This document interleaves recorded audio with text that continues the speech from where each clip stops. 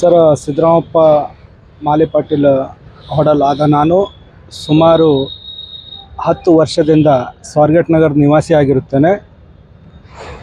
ನಮ್ಮ ಸ್ವಾರಗೇಟ್ ನಗರ 20-25 ವರ್ಷದಿಂದ ಕಾಲನಿ ಇರೋದರಿಂದ ಆ ಕಾಲೋನಿಯಲ್ಲಿ ಯಾವುದೇ ಥರ ಮೂಲಭೂತ ಸೌಕರ್ಯ ಇರುವುದಿಲ್ಲ.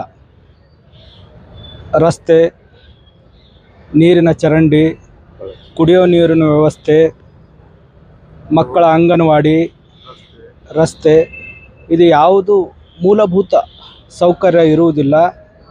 ನಮ್ಮ ಮಕ್ಕಳಿಗೆ ಶಾಲೆಗೆ ಕಳಿಸ್ಬೇಕಂದ್ರೆ ಅನಾನುಕೂಲವಾಗುತ್ತಿದೆ. ನಮ್ಮ ಹಿರಿಯರು ಆಸ್ಪತ್ರೆಗೆ ಹೋಗಬೇಕಂದ್ರೆ ಅನಾನುಕೂಲವಾಗ್ತದೆ. ಆದ ಕಾರಣ ನಮ್ಮ ಗಣ್ಯ ವ್ಯಕ್ತಿಗಳು, ನಮ್ಮ ಸ್ವಾರಗೇಟ್ ನಗರಿಗೆ ಸಂಬಂಧಪಟ್ಟಂಥ ವ್ಯಕ್ತಿಗಳು ನಮ್ಮ ಕಡೆ ಸ್ವಲ್ಪ ಗಮನ ಹರಿಸಬೇಕು. ಗಮನ ಹರಿಸಿ ಯಾರ ಸಂಬಂಧ ಬರುತ್ತೆ ಅನ್ನೋದು ನಮಗೆ ಸ್ಪಷ್ಟವಾಗಿ ಮಾಹಿತಿ ಯಾರೂ ನೀಡ್ತಾ ಇಲ್ಲ. ಒಮ್ಮೆ 7 ನಂಬರ್ ಬರುತ್ತೆ ಅಂತಾರೆ, ಒಮ್ಮೆ 9 ನಂಬರ್ ಬರುತ್ತೆ ಅಂತಾರೆ, ಒಮ್ಮೆ 27 ನಂಬರ್ ವಾರ್ಡ್ ನಂಬರ್ ಬರುತ್ತೆ ಅಂತಾರೆ. ಟ್ಯಾಕ್ಸ್ ಕಟ್ಟಕ್ಕೆ ಹೋದರೆ ಮಹಾನಗರ ಪಾಲಿಕೆದವರು ಟ್ಯಾಕ್ಸ್ ತಗೊತಾರೆ, ಗ್ರಾಮ ಪಂಚಾಯಿತಿ ಸುಲ್ತಾನ್ಪುರ ಅವರು ಟ್ಯಾಕ್ಸ್ ತಗೊತಾರೆ.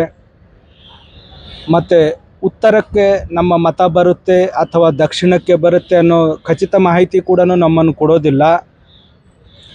ನಮ್ಮನ್ನು ಸುಮಾರು ನಾವು 10ರಿಂದ 15 ಟೈಮು ನಾವು ಅವರಿಗೆ ಮನವಿ ಪತ್ರ ಸಲ್ಲಿಸಿರುತ್ತೇವೆ.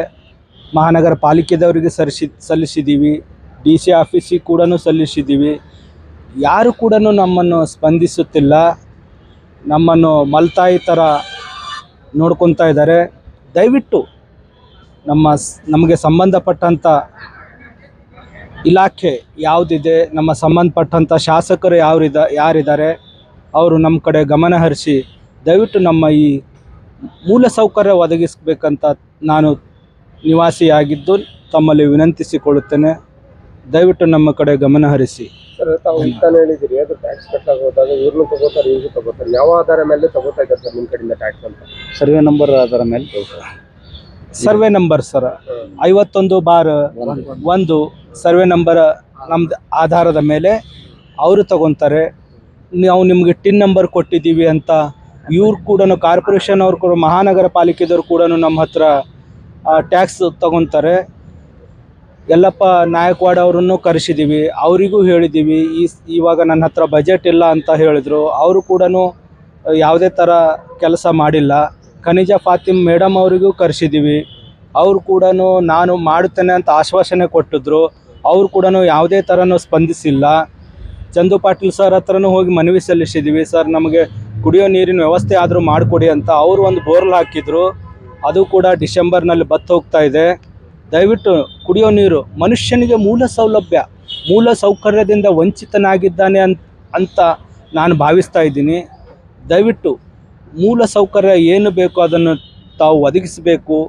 ಸಂಬಂಧಪಟ್ಟ ರಾಜಕಾರಣಿಗಳು ತಾವು ಹೇಳ್ತಾ ಇದ್ದೀರಿ ಉತ್ತರ ಭಾರತ ದಕ್ಷಿಣ ಭಾರತ ಅಂತ ಹೇಳ್ತಾ ಇಲ್ಲ. ತಮಗೆ ಎಲೆಕ್ಷನ್ ಪ್ರಚಾರ ಟೈಮಿಗೆ ಬರ್ತಿರ್ಬೋದಲ್ಲ ತಮ್ಮ ಕಡೆ ಅಂತ? ಎರಡು ಉತ್ತರದವರು ಬರ್ತಾರೆ, ದಕ್ಷಿಣದವರು ಬರ್ತಾರೆ. ಓಟ್ ಹಾಕಿ ಅಂತ ಹೇಳ್ತಾರೆ. ಕೆಲವೊಂದು ಹಳೆ ಏರಿಯಾದ ಮತ ಹಾಕಿ ಅಂತ ಹೇಳ್ತಾರೆ. ನಾವು ಯಾವ ಕಡೆ ಮತ ಹಾಕಬೇಕು ಅಂತ ನಾವು ಕನ್ಫ್ಯೂಸ್ ಎಲ್ಲ ಇರ್ತೀವಿ. ನಮ್ಮ ಹಳೆ ಮತಗಳು ಅಂದರೆ ನಮ್ದು ಕೆಲವೊಂದು ಗ್ರಾಮಗಳಲ್ಲಿ ಮತ ಇದೆ, ಕೆಲವೊಂದು ಉತ್ತರದಲ್ಲಿ ಮತಗಳಿದೆ, ಕೆಲವೊಂದು ದಕ್ಷಿಣದಲ್ಲಿ ಮತಗಳಿದೆ. ನಾವು ಅಲ್ಲೇ ಹೋಗಿ ಮತಗಳು ಹಾಕ್ತೀವಿ. ಅವರು ನಮಗೆ ಇದೇ ವಾರ್ಡ್ ನಂಬರು ಅಂತ ಹೇಳಿದ್ರೆ ನಮ್ಮ ಎಲ್ಲ ಹಳೆ ಮತಗಳು ಒಂದೇ ಕಡೆ ನಾವು ಮಾಡಿಕೊಂಡು ಅದೇ ಆ ಮತಕ್ಷೇತ್ರಕ್ಕೆ ಮತ ಹಾಕಬೇಕು ಅಂತ ನಾವು ಎಲ್ಲರೂ ವಿಚಾರ ಮಾಡಿದ್ದೀವಿ. ನಮಗೆ ಯಾವ ವಾರ್ಡ್ ಬರುತ್ತೆ ಅನ್ನೋದು ನಮಗೆ ಯಾರು ಸ್ಪಷ್ಟವಾಗಿ ನೀಡ್ತಾ ಇಲ್ಲ. ಶಾಸಕರೇ ಕನ್ಫ್ಯೂಸ್. ಮಹಾನಗರ ಪಾಲಿಕೆ ಮತ್ತು ಶಾಸಕರು ಅವರೇ ನಮಗೆ ಸ್ಪಷ್ಟವಾದ ಮಾಹಿತಿ ಕೂಡ ನೀಡ್ತಾ ಇಲ್ಲ ಯಾವ ವಾರ್ಡ್ ಬರುತ್ತೆ ಅಂತ.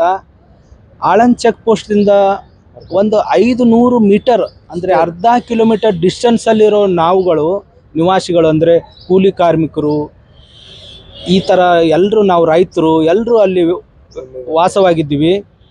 ಅದಕ್ಕೋಸ್ಕರ ದಯವಿಟ್ಟು ತಾವು ಮೂಲ ಸೌಕರ್ಯ ಒದಗಿಸಬೇಕು ಅಂತ ನಾನು ನಿಮ್ಮಲ್ಲಿ ಕೇಳ್ಕೊಳ್ತಾ ಇದ್ದೀನಿ.